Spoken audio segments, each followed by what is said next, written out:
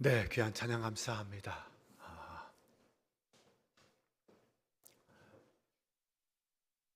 오늘 우리 교육부 위원들이 불러준 찬양처럼 그 나라 올 때까지 믿음 다하여 이 땅을 살아가며 우리의 자녀들을 세우는 우리 한빛교회가 될 수 있기를 주님의 이름으로 축원합니다.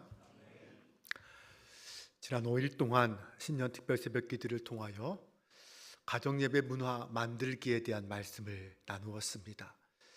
그리고 함께 기도했죠. 우리가 이 사명을 온전히 이루기 위해서는 구체적인 전략이 필요합니다. 저는 오늘 이 5가지 전략을 여러분들과 함께 나누려고 합니다. 이 5가지 전략은 지난 5일 동안 우리가 특별 새벽 기도회를 통하여 말씀드린 것의 요약이라고 할 수 있습니다. 그러므로 지난 5일 동안 새벽 기도회를 안 나오신 분들도 오늘 이 말씀을 잘 들으면 다 나오신 거나 마찬가지가 될 겁니다. 그런 의미에서 지난 5일 동안 말씀을 들으셨던 분은 이 말씀을 전체적으로 어떻게 요약되고 내가 잊고 있었던 것, 놓쳤던 것은 무엇인가, 우리의 가정에, 우리의 교회에 어떻게 하면 온전한 예배자로 채울 수 있을까, 나뿐만 아니라 우리의 자녀손들까지, 우리의 남편과 아내까지 어떻게 예배자로 세울 수 있을까 함께 깨닫고 은혜 받는 시간이 될 수 있기를 주님의 이름으로 축원합니다. 한번 따라해 보겠습니다. 가정 예배를 세우는 5가지 전략. 첫 번째 시작. 먼저 부모의 마음을 사랑으로 채우라.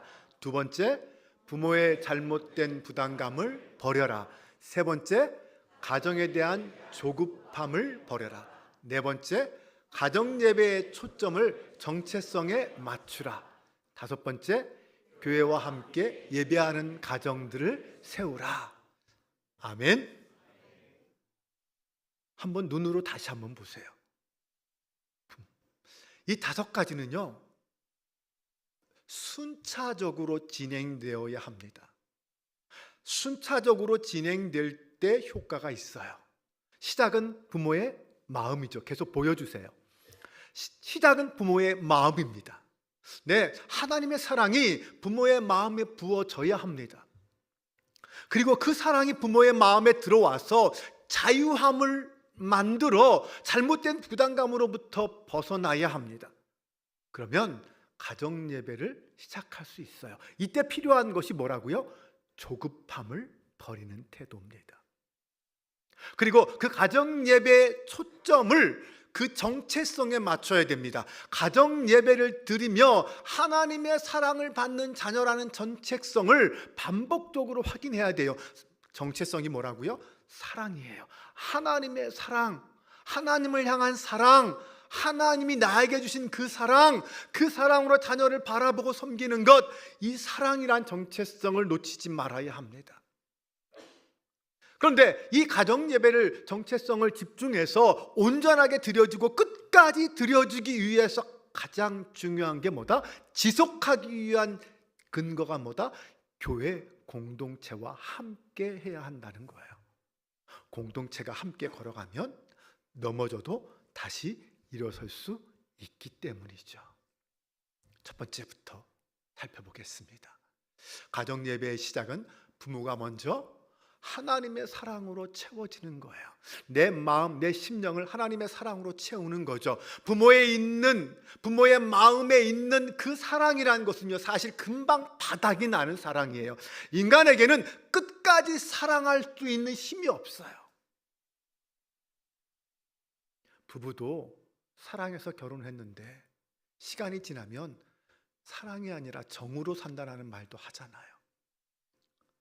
사랑이 끝까지 가기 힘들어요. 아니, 안 됩니다. 인간은 그게 안 돼요. 무슨 말이냐면 날마다 하나님의 사랑으로 채워지지 않으면 그 사랑을 나에게서 흘려보낼 수 없다는 거예요. 우리는 영원히 끝까지 사랑할 수 있어요. 이유가 뭐예요? 하나님의 사랑이 나를 계속해서 나에게 공급되어야만 나는 계속해서 사랑할 수 있다는 거예요. 하나님의 사랑의 공급이 끊기면 인간은 어느 순간 이상 사랑할 수 없어요. 사랑의 능력이 그만큼 없기 때문이죠. 자녀를 키워본 부모는 다 알아요. 인내하려고 부단히 노력해도 무너지는 건 한순간이에요. 그렇게 결심하고 이렇게 하겠다라고 결심했지만 자녀의 말 한마디 행동 하나에 확 그냥 달라지잖아요. 한순간이에요, 무너지는 건. 왜요? 부모도 연약한 죄인이기 때문에 그래요. 우리는 똑같은 죄인이에요. 그러니 완벽할 수 없어요. 완벽한 부모가 될 수 없어요. 넘어져요. 실패해요. 사랑은 끝까지 가지 못해요. 그래서 내가 먼저 부모의 하나님의 사랑을 공급받아야 돼요. 내 안에 하나님의 사랑으로 채워져야 그 사랑이 끊임없이 자녀를 향해 흘러나갈 수 있다는 거예요. 그래서 가정예배는 하나님의 사랑에서 시작되어야 합니다.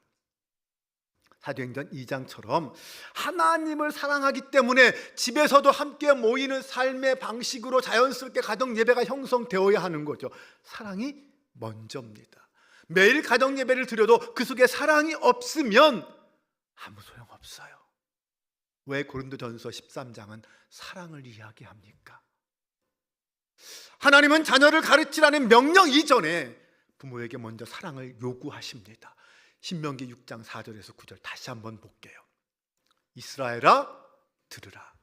우리 하나님 여호와는 오직 유일한 여호와시니 너는 마음을 다하고 뜻을 다하고 힘을 다하여 내 하나님 여호와를 사랑하라.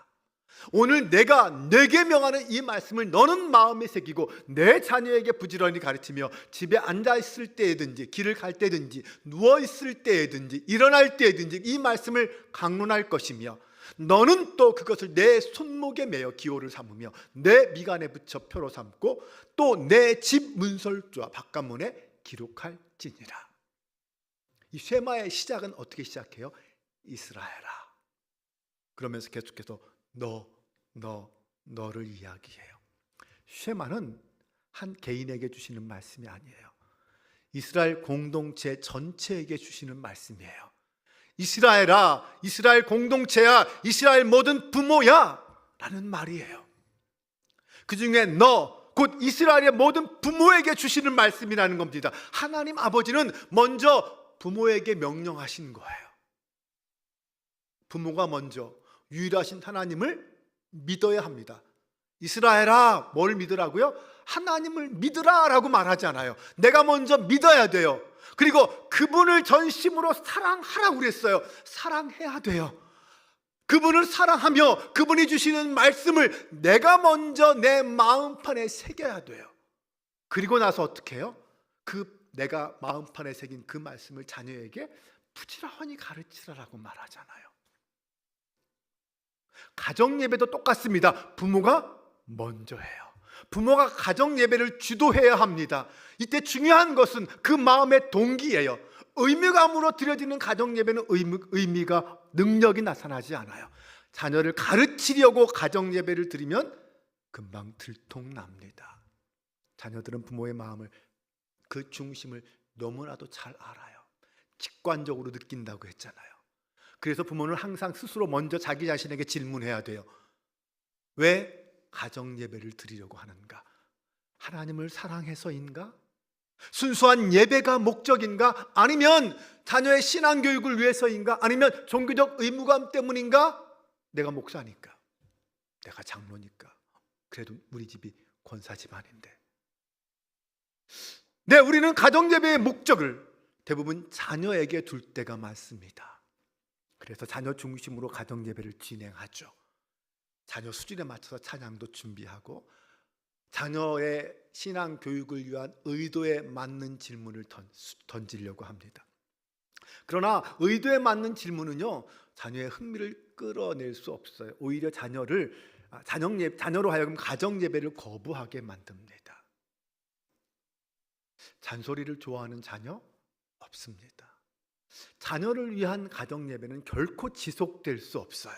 얼마 못 가 멈추어 버립니다.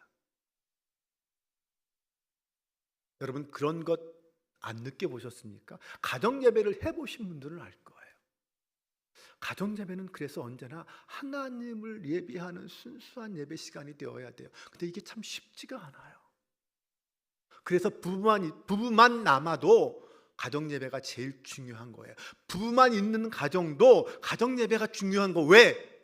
자녀를 위한 예배가 아니거든요. 하나님을 향한, 하나님을 위한 예배거든요. 그 가정 예배의 첫 번째 정체성을 놓치면 안 돼요. 여러분, 이제 주일마다 말씀 묵상지가 여러분들에게 나가잖아요. 그 말씀 묵상지에는 그날 말씀에 간단한 요약이 나오고 그 다음부터 속회에서 나눈 1번부터 4번까지의 질문이 있어요. 근데 이 질문은요, 속회에서만 나누라는 게 아니에요. 가정에서도 가정 예배 시간에 나누라는 질문이에요. 1번 질문은 유치부 수준의 질문이에요. 2번 질문은 초등부 수준의 질문이에요. 그리고 3번, 4번 질문은 중고등부 이상 장년을 위한 질문이에요. 그러니 속회에서는 보통 1번, 2번은 그냥 눈으로 훑어보고 3번, 4번을 집중적으로 말씀을 나누면 돼요. 집에서 가정 예배를 드릴 때는 유치부 아이가 있는 집안은 1번 질문부터 시작하면 돼요. 초등부 아이가 있는 가정은 2번 질문부터 시작하면 되겠죠. 그러면서 거기서 조금씩 발전시켜 나가면서 아이들의 말을 유도해 나가야 되겠죠. 부모가 일방적으로 설교만 하면 안 된다는 것 꼭 기억해야 합니다. 그래서 첫 단추가 중요합니다. 가정 예배의 목적은 뭐라고요? 예배라는 거죠. 예배가 목적이어야 합니다. 가정 예배 문화를 만들 때 이것이 가장 중요합니다. 예배의 동기가 하나님을 향한 사랑이 아니라면 문화는 만들어지지 않아요. 그래서 부모의 시선은 언제나 먼저 하나님을 향해 고정되어 있어야 합니다. 하나님을 향한 순수한 예배가 목적이어야 한다는 것입니다. 두 번째, 부모의 잘못된 부담감을 버리라고 했어요. 우리가 하나님을 향하여 시선을 고정시켜야 하는데 문제는 자꾸만 우리의 시선이 하나님이 아니라 우리의 자녀들에게 쏠린다는 게 문제죠. 왜? 너무나 자녀를 사랑하니까요. 나보다 자녀가 잘 되었으면 좋겠거든요. 나보다 자녀가 예수님을 더 잘 믿고 신앙생활을 열심히 잘하는 자녀가 되었으면 좋겠어요. 나는 권사지만 우리 자녀는 장로가 되고 목사가 되었으면 좋겠거든요. 그런데 이런 마음이 때때로 우리로 하여금 조급함을 만들고 염려를 만들어요. 부모로서의 책임감에 짓눌리게 만듭니다. 왜요? 이유가 뭘까요? 우리는 투입과 산출의 원리에 익숙하기 때문에 그래요. 무슨 말일까요? 여러분, 세상은요, 부모의 열심이, 부모의 열정이 자녀의 미래를 결정한다고 말합니다. 그렇죠? 부모가 자녀를 열심히 가르치면, 학원도 열심히 보내고 정말 열심히 가르치면 그에 맞는 결과가 나온다고 생각해요. 그래서 수많은 돈을 들여 학원을 보내고 온갖 다양한 방법으로 아이들을 가르치려고 애를 쓰잖아요. 쫓아다니면서. 부모는 자녀에게 모든 것을 다 쏟아부어요. 가정의 예산의 절반 이상이 정말 70%, 80%가 자녀에게 들어가잖아요. 여러분, 실제 교육 현장에서는 이 공식이 성공을 거두는 경우가 많아요. 맞습니다. 틀리지 않아요. 그러니 강남의 아이들이 공부를 잘하는 거죠. 그래서일까요? 교회 안에서도 신앙교육도 이 투입과 산출의 원리로 접근하려는 경향이 있어요. 부모가 열심히 신앙교육을 하면 자녀의 믿음이 좋아질 거라고 생각하는 거죠. 그래서 부모가 부지런히 가르치지 않으면 자녀가 잘못된 길로 갈 수 있다는 생각에 억눌려 있는 거예요. 자녀가 방황하고 문제가 되면 내가 신앙교육을 제대로 하지 못해서 그렇다, 내가 제대로 못 살아서 그렇다라며 스스로 자책하는 거죠. 특히 한국교회는 가정에서의 신앙교육이 중요하다, 부모가 먼저 신앙의 삶의 모범이 되어야 한다는 말을 많이 합니다. 맞아요. 틀리지 않아요. 가정은 분명 신앙교육의 최우선 현장입니다. 그러나 여러분, 부모가 자녀를 구원시킬 수 없어요. 신앙교육의 결과는 오직 하나님의 손에 달려 있어요. 같은 관점에서 보면 부모의 믿음과 자녀의 믿음은 별개의 문제예요. 제가 믿음 좋은 자녀를 둔 이 장로님들에게 여쭤봤어요. 장로님 참 자녀를 잘 키우셨네요. 그랬더니 그분이 하시는 말씀이 제가 한 게 있나요? 본인이 알아서 잘 컸죠. 그러더라고요. 근데 그게 또 틀린 말이 아니에요. 부모의 믿음과 자녀의 믿음은 별개의 문제예요. 부모의 믿음이 아무리 좋아도 자녀가 방황할 수 있고요. 반대로 부모가 믿음이 없어도 부족해도 자녀가 정말 좋은 믿음으로 자라날 수 있어요. 부모의 신앙이 자녀에게 영향을 주는 것은 분명하지만 그것이 좋은 믿음을 보장하지는 않는다는 거예요. 여러분 에스겔 18장 19절 20절을 한번 볼까요? 다 같이 읽어보겠습니다. 아들이 어찌 아버지의 죄를 담당하지 아니하겠느냐 하는도다. 아들이 정의와 공의를 행하며 내 모든 율례를 지켜 행하였으면 그는 반드시 살려니와 범죄하는 그 영혼은 죽을지라. 아들은 아버지의 죄악을 담당하지 아니할 것이요 아버지는 아들의 죄악을 담당하지 아니하리니 의인의 공의도 자기에게로 돌아가고 악인의 악도 자기에게로 돌아가리라. 무슨 말이에요? 아버지가 죄를 많이 지었다고 해서 아들이 지옥 가는 거 아니라는 거예요. 아들이 죄를 많이 지었다고 해서 아버지가 지옥 가는 것 아니라는 거예요. 결국 자기 자신의 문제라는 거죠. 부모와 자녀는 모두 하나님 앞에서 단독자예요. 구원도 마찬가지입니다. 부모의 구원이 자녀의 구원을 보장하지 않아요. 요한복음 1장 12절 13절을 보겠습니다. 영접하는 자 곧 그 이름을 믿는 자들에게는 하나님의 자녀가 되는 권세를 주셨으니. 성경은 분명히 이렇게 말해요. 훌륭한 믿음의 아버지를 둔 자는 하나님의 자녀가 되는 권세를 주셨으니 아니라는 거죠. 이게 아니에요. 믿음이 없는 하나님을 믿지 않는 자는 그 아들도 하나님을 믿지 않게 되나니 이게 아니에요. 하나님 앞에 우리는 1대1 단독자로 만납니다. 구원은 개인의 믿음으로 얻습니다. 부모도 자녀도 각자 복음을 깨닫고 믿음으로 고백해야만 합니다. 누구도 대신 믿어줄 수 없어요. 그러기에 자녀의 신앙에 대한 과도한 책임감, 자책 옳지 않습니다. 하나님 앞에서 부모와 자녀는 같은 위치에 있는 거예요. 부모의 역할은 자녀가 하나님을 만날 수 있도록 기회를 계속해서 제공해 주는 것까지입니다. 자녀를 신앙으로 양육하는 것은 중요하지만 그것이 자녀의 구원을 이루지는 못해요. 우리는 이 사실을 인정해야 합니다. 부모가 할 수 있는 것은 믿음으로 살아가는 부모의 모습, 나의 모습을 보여주는 것뿐이에요. 그리고 나의 이 삶에 자녀도 함께 따라올 수 있도록 동참할 수 있도록 기회를 제공할 수는 있어요. 하지만 그 이상은 못해요. 신앙은 강요할 수 없거든요. 그저 하나님이 내 자녀를 책임져 주실 것을 믿고 기도하고 기다리는 것밖에 없어요. 제가 신앙생활을 하지 않는 자녀가 신앙생활을 하지 않는 성도들에게 가장 많이 듣는 말이 있어요. 신앙을 강요할 수는 없는 것 같아요. 자녀가 다 커서 이제 내 말 안 들어요. 당연하죠. 안 듣습니다. 우리는 그저 하나님이 자녀를 책임질 것을 믿는 것밖에 없어요. 그렇다고 해서 부모가 아무것도 하지 말라는 것 아니에요. 끊임없이 어떻게 해야 돼요? 자녀가 은혜를 받을 자리로 이끌어야 돼요. 환경을 만들어줘야 돼요. 기회를 주어야 돼요. 자녀가 은혜 받을 수 있는 기회를 주어야 돼요. 다만 나는 내 삶의 자리에서 예배자로 살아가고 기도자로 살아가야만 해요. 그것이 우리가 할 수 있는 최선이에요. 그러면서 내가 하나님 앞에 온전한 예배자와 온전한 기도자로 살아가면서 그 모습을 자녀에게 보여주고 그리고 함께 그 자리에 올 수 있도록 기회를 자꾸 주는 거죠. 그 최고의 방법이 가정 예배라는 거예요. 어쩌면 자녀를 깨워서 교회까지 데려오기는 너무나도 힘들잖아요. 잘 안 되잖아요.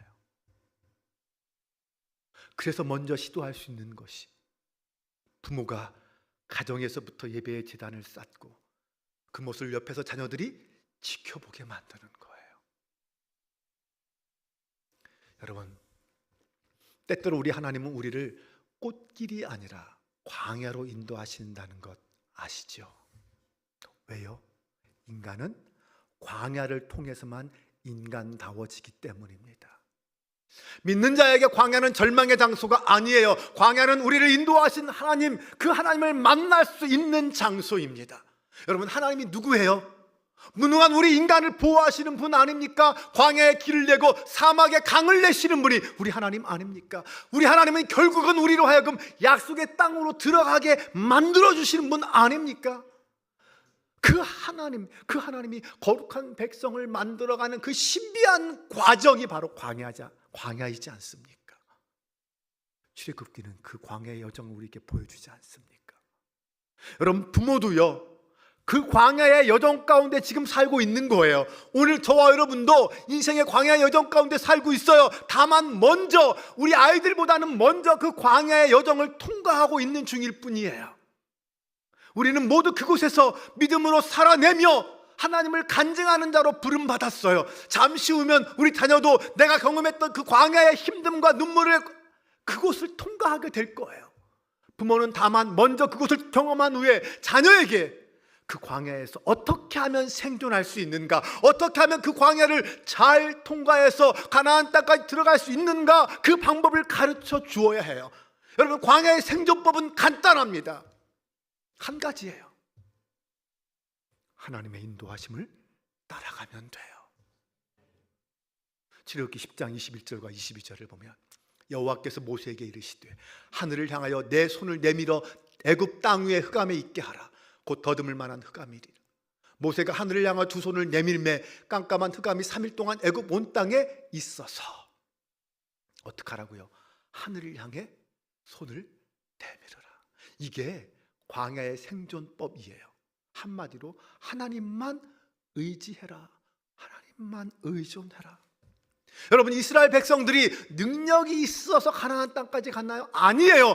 구름기둥 불기둥이 이스라엘 백성들을 살릴 거예요.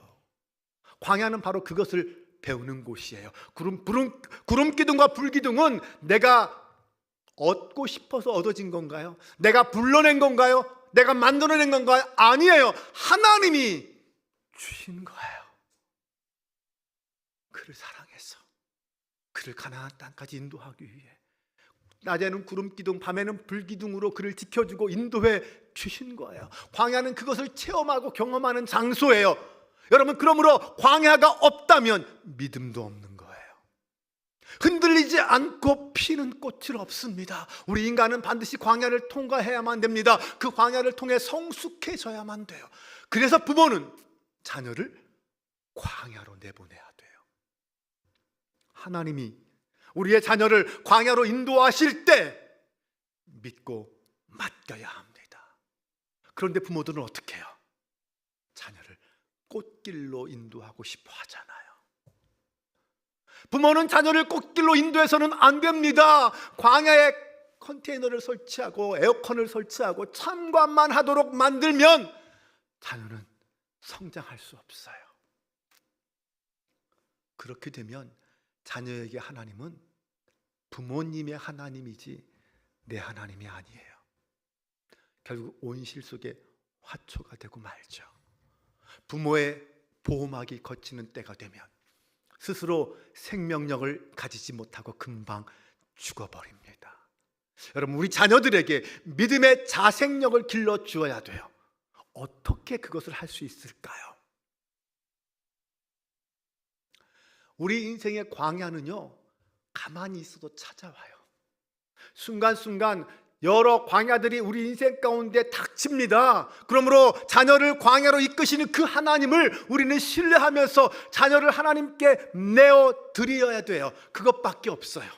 하나님께 맡기는 거예요. 누가복음 15장을 보면 탕자 이야기가 나와요. 그 탕자의 아버지가 바로 그렇게 했어요.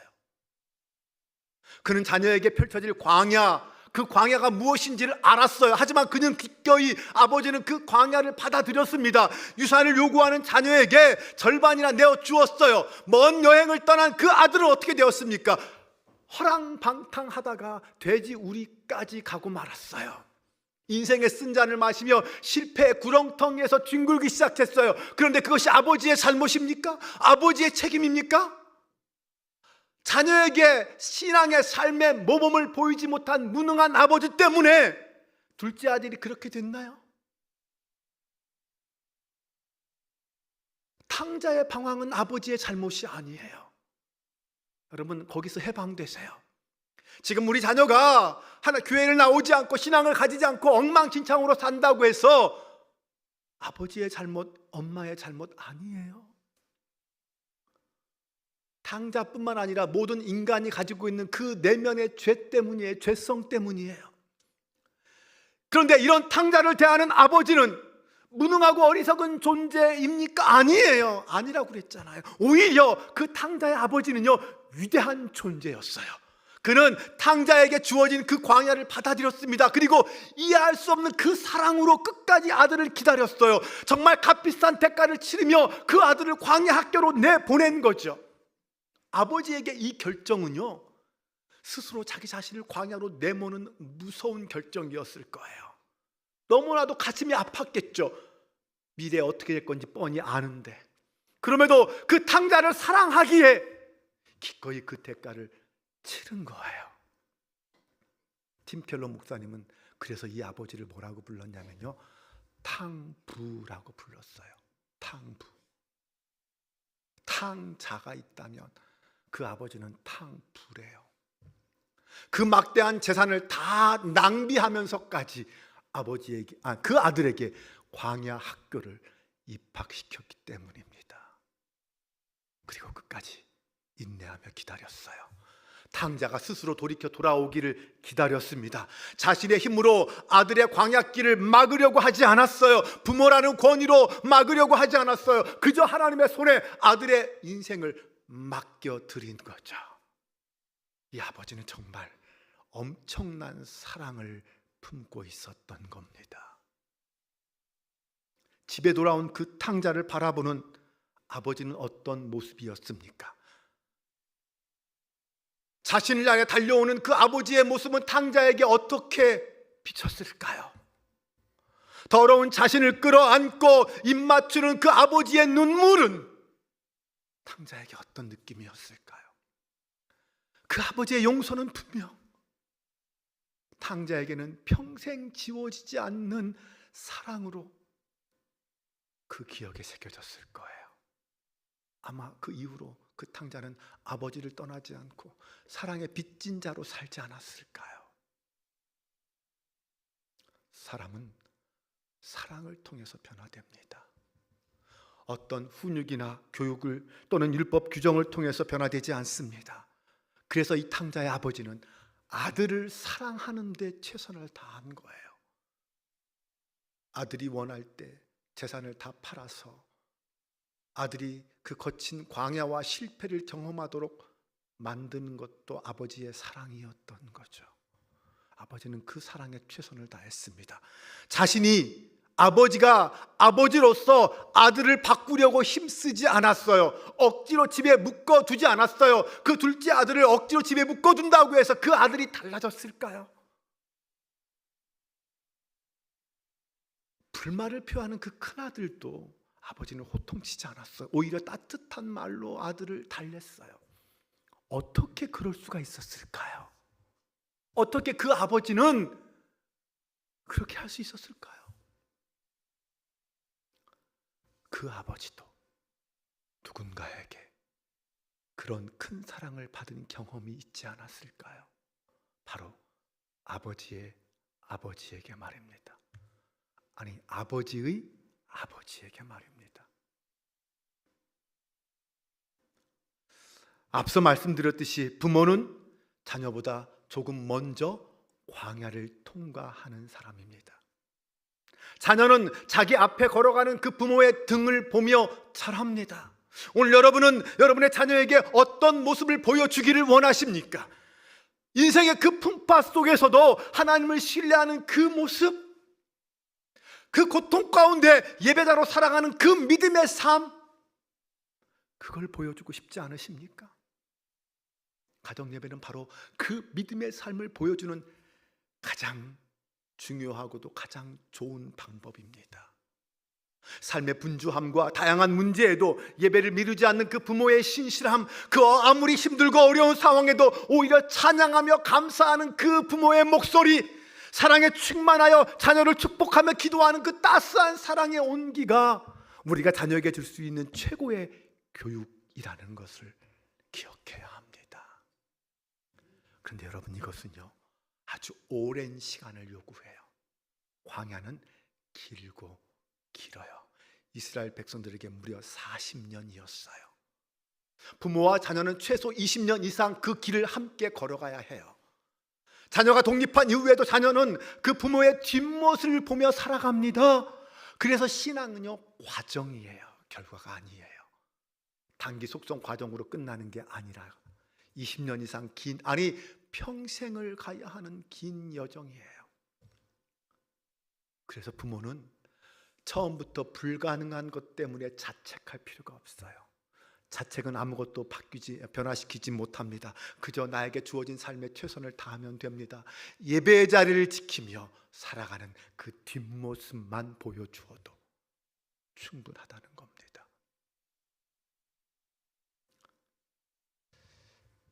그래서 가정예배에 대한 조급함을 버려야 합니다. 가정예배의 초점은 동행입니다. 누구와의 동행일까요? 하나님과의 동행, 가족들과의 동행이죠. 일상의 공간인 우리의 집, 그 집 안에서 함께 예배하며 삶을 공유하기 때문에 동행입니다. 가족이 인생의 동행자가 되는 거죠. 여러분, 동행자가 있으면요 여행은 즐거워집니다. 동행자가 함께 있으면 그 어떤 광야도 이겨낼 수가 있어요. 오히려 광야가 가족들을 하나로 묶어줍니다. 이 광야가 오히려 서로를 깊이 이해하고 사랑하는 그런 공동체로, 예배 공동체로 만들어줍니다. 이런 하나됨은 오랜 시간이 요구된다고 했습니다. 그래서 가정예배는 평생의 여정이에요. 잠깐의 3박 4일 여행이 아니라 20년, 30년 평생의 여행이라는 거예요. 가족이 함께 하나님 안에서 살아가는 삶의 방식이 되어야 돼요. 긴 여행이기 때문에 그래서 문화라는 말까지 쓴 겁니다. 서로의 사랑을 바탕으로 은혜를 추구하며 함께 기도할 때 우리는 결국 이 일을 이룰 수가 있습니다. 서로를 무엇인가를 이루는 도구로 사용하면 안 된다고 그랬어요. 순수한 사랑, 이것이 진짜 사랑하는 사이예요. 가정예배는 바로 이 순수한 사랑으로 시작해야 합니다. 그러려면 조급함을 버려야 됩니다. 인위적인 노력을 경계해야 돼요. 지속하는 것도 중요하지만 가정예배를 통하여 뭔가를 성취하려고 하면 그렇게 의도하기 시작하면 안 된다는 거예요. 인간적인 욕심은요, 의도는요 과욕을 만듭니다. 마음대로 안 되는 요구를 하게 돼요. 결국 율법적인 분위기가 만들어지고, 그러면 결국 가정예배는 형식으로 전락하고 말아요. 가정예배는 그래서 여유로워야 합니다. 사랑과 관용이라는 분위기, 함께 기쁘고 즐거운 분위기로 만들어야 돼요. 실수와 잘못에 대한 용납이 있어야 합니다. 여러분, 완벽한 예배는 없어요. 한 번의 가정예배에 모든 것을 다 걸려고 할 필요 없어요. 가정예배는 일생 동안 지속해야 하기 때문에 질책보다는 격려가 필요합니다. 그래야 다음 가정예배를 예약할 수 있거든요. 때론 여러분, 혼자 예배의 자리를 지킨다고 해서 실망하지 마십시오. 낙심하지 마십시오. 우리 하나님은 홀로 드리는 예배도 기뻐하십니다. 그 예배에 쌓인 눈물과 기도를 하나님은 아시거든요. 결국 홀로 예배 드린다고 해서 헛된 시간이 아닙니다. 하나님은 예배자의 중심을 외면하지 않으십니다. 비록 그 예배의 자리에 나 혼자 있어도, 다른 가족들은 다 방에 들어가 있어도 결국은 그들도 다 알아요. 포기하지 않고 자신을 위해 기도하는 부모의 모습은 자녀의 평생에 지워지지 않는 기억이 될 거예요. 그들이 인생의 폭풍을 만났을 때 기도하는 그 부모의 모습이 떠오르기만 하면 되는 것 아닙니까? 그러면 그때 그 탕자는 돌아오게 될 거예요. 그래서 가정예배는 결코 포기하지 않는 것이 제일 중요합니다. 조급해하지 맙시다. 끝까지 인내하며 포기하지 맙시다.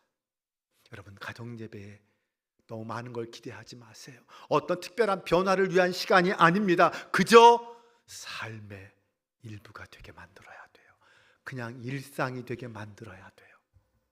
가정예배는 특별한 이벤트가 되면 안 된다고 했습니다. 그냥 가족이 하나님 안에서 함께 동행하는 삶의 기록으로 남으면 돼요. 그래서 우리는 가정예배의 초점을 정체성에 맞춰야 합니다. 그것은 사랑이라고 했잖아요. 이 사랑이란 초점을 잃어버리면 안 됩니다. 가정예배 시간은 어떤 시간? 사랑하는 시간.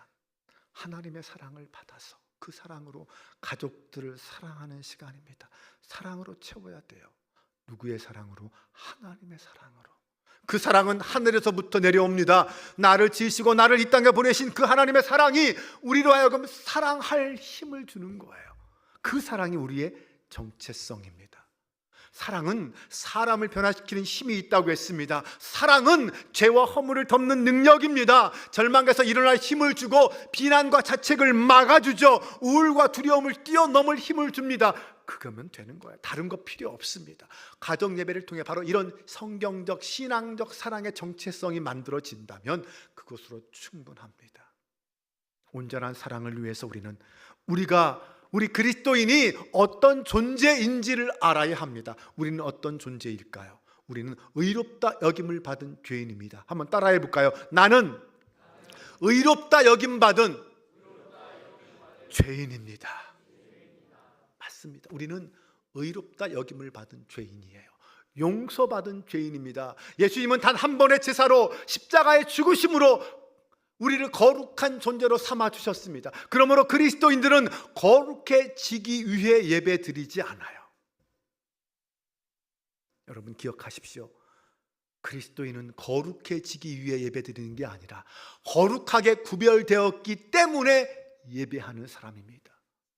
우리는 이미 변화된 신분으로 변화된 삶을 살아가고 있는 거예요. 가정예배도 바로 이런 자기 정체성의 인식 근거를 가지고 시작해야 합니다. 이미 거룩하게 구별된 가정이기에 예배를 드린다고 생각하세요.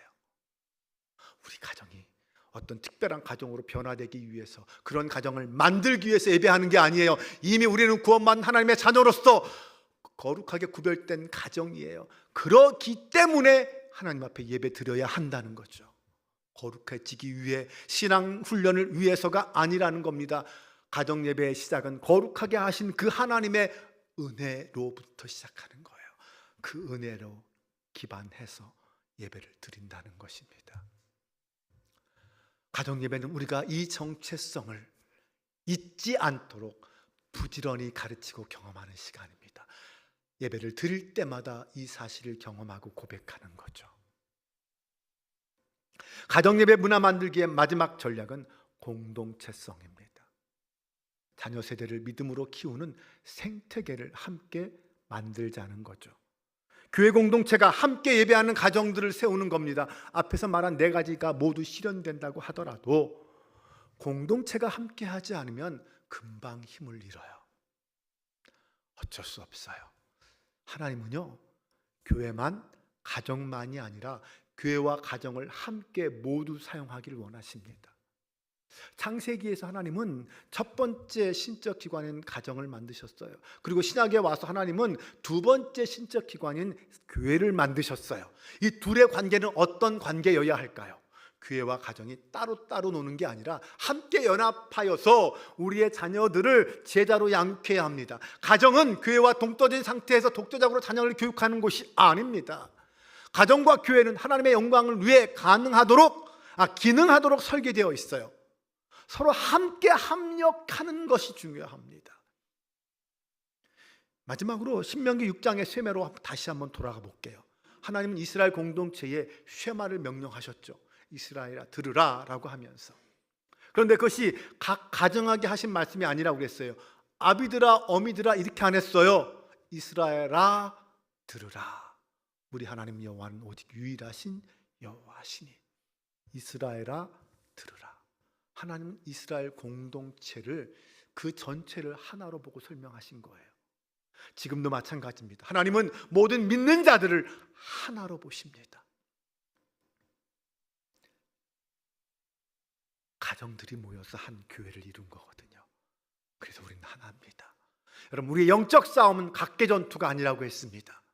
바울은 에베소서 6장에서 마귀와 영적 전쟁을 이야기하면서 우리의 씨름이라고 그랬어요. 그러면서 깨어 구하기를 항상 힘쓰며 여러 성도를 위하여 구하라고 했습니다. 이유가 무엇일까요? 왜 그는 영적 전쟁을 명령한 후에 공동체의 기도를 얘기했을까요? 교회는 운명 공동체이기 때문입니다. 네, 우리는 운명 공동체예요. 어느 한 가정의 아이만 잘 될 수는 없다라는 거예요. 우리 모든 가정의 아이가 함께 신앙 안에서 자라야 진짜 시너지가 있고 제대로 된 신앙 교육을 할 수 있다는 거죠. 모든 부모는 함께 자녀를 키워가는 공동체라는 것을 기억해야 합니다. 사랑하는 여러분, 이제 우리가 이 5가지 전략을 가지고 우리의 가정에 예배를 세워나갈 수 있기를 바랍니다. 그것은 바로 먼저 그의 나라와 의의를 구하라는 그 주님의 명령에 우리가 순종하는 것입니다. 교회가 함께, 모든 성도가 함께 기도하며 돕겠습니다. 아니, 반드시 도와야만 합니다. 포기하지 말고, 두려워하지 말고 시작합시다. 건물을 짓기 위해서는요, 벽돌을 한 장씩 한 장씩 포기하지 않고 쌓아야 합니다. 하루하루 벽돌을 쌓는 마음으로 기도하며 도전하시기 바랍니다. 여러분, 정답은 없어요. 각 가정마다 상황에 맞는 가정 예배를 만들면 됩니다. 말만 해서는 세워지지 않아요. 문화가 되기 위해서는 중단 없이 지속하는 시간과 노력이 쌓여야만 돼요. 2026년 우리 한빛교회 모든 가정이 가정 예배를 세우고 주님이 예비하신 은혜와 복의 주인공이 될 수 있기를 주님의 이름으로 축원합니다.